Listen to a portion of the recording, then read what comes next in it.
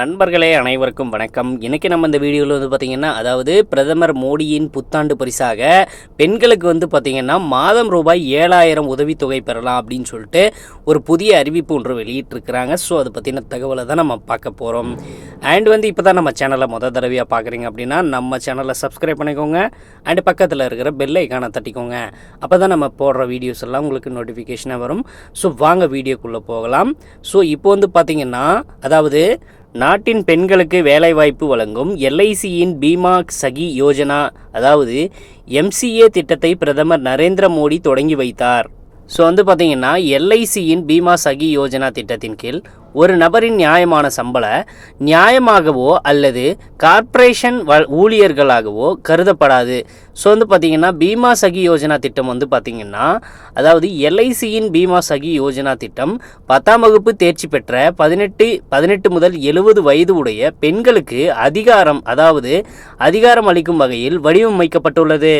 நிதி அறிவு மற்றும் காப்பீடு விழிப்புணர்வை மேம்படுத்துவதற்காக அவர்கள் சிறப்பு பயிற்சி மற்றும் முதல் 3 ஆண்டுகளுக்கு உதவித்தொகை பெறுவார்கள். பயிற்சிக்கு பிறகு அவர்கள் எல்ஐசி முகவர்களாக பணியாற்றலாம். பட்டதாரி பீமா சாகிஸ் எல்ஐசியில் டெவலப்மெண்ட் ஆஃபீஸர், அதாவது பதவிகளுக்கு பரிசீலிக்கப்படுவதற்கு தகுதி பெறும் வாய்ப்பை பெறுவார்கள். ஸோ பார்த்திங்கன்னா, எவ்வளவு உதவித்தொகை கிடைக்கும் அப்படின்னு பார்த்தீங்கன்னா, முதல் ஆண்டு ரூபாய் 7,000 உதவித்தொகை கிடைக்கும் அப்படின்னு சொல்லியிருக்காங்க.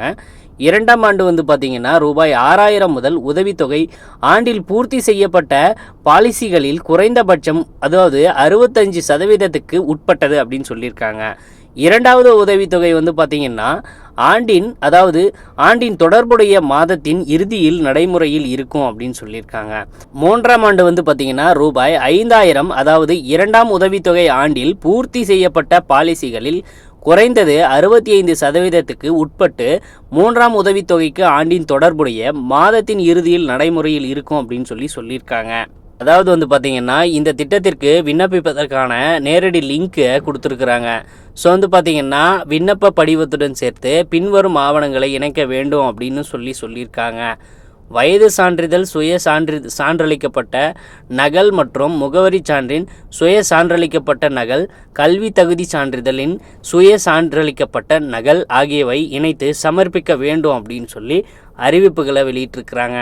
ஸோ பார்த்திங்கன்னா, யாரெல்லாம் விண்ணப்பிக்க முடியாது அப்படின்னு பார்த்தீங்கன்னா, தற்போது எல்ஐசி முகவராக இருக்கும் நபரின் உறவினர்கள், குடும்ப உறுப்பினர்கள் இந்த திட்டத்திற்கு விண்ணப்பிக்க முடியாது அப்படின்னு அறிவிப்புகள் வெளியிட்டிருக்கிறாங்க. அது மட்டும் இல்லாமல் எல்ஐசியின் ஓய்வு பெற்ற ஊழியர் அல்லது மறு நியமனம் கோரும் முன்னாள் முகவர் இந்த திட்டத்தில் விண்ணப்பிக்க முடியாது. அதே போல் தற்போதுள்ள முகவர் இந்த திட்டத்தில் விண்ணப்பிக்க முடியாது அப்படின்னு அறிவிப்புகளை வெளியிட்டிருக்கிறாங்க.